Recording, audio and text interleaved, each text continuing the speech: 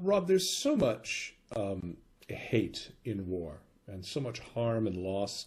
And in those first few chapters, I found it especially difficult to see the stories of the loss of children, families. I mean, I'm old enough to remember back to the iconic image of the young girl running naked having been burned by napalm in Vietnam. And I get sent almost daily pictures and YouTube links. Remember one of a child literally cut in half by a blast. I can't watch the images on telly, talk about what it means to see them live. Tell me what it's like.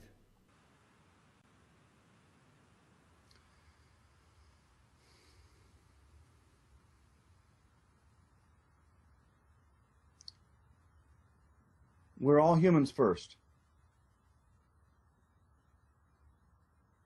Some of us, by God's grace, a much smaller subset of the human race, are responsible for being ready.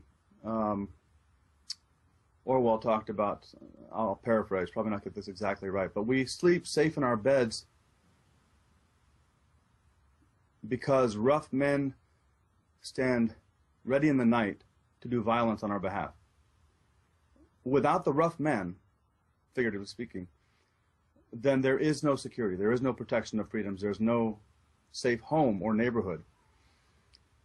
In our small subset of humanity, there are things that have to be seen. Those things cannot be unseen, they cannot be, well, I think there probably are some very few sociopaths who are okay with it.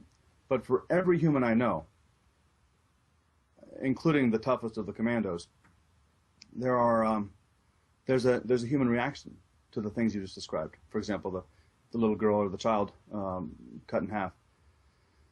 So it's very, very, very difficult to see anything like that.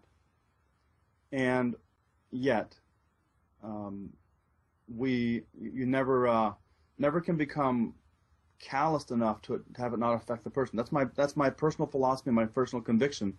As I wrote in Powerful Peace, you described the body, mind, heart, and soul. We're whole people first.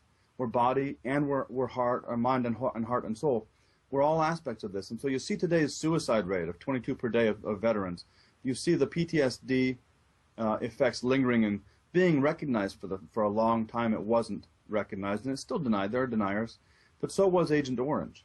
So was Gulf War syndrome. Those were denied for, in many cases, expedient purposes. That it was important that the body in charge, the Veterans Administration or the National Administration, that they not acknowledge this or that problem because it would be too much of a liability in terms of paying out or treating it or addressing it.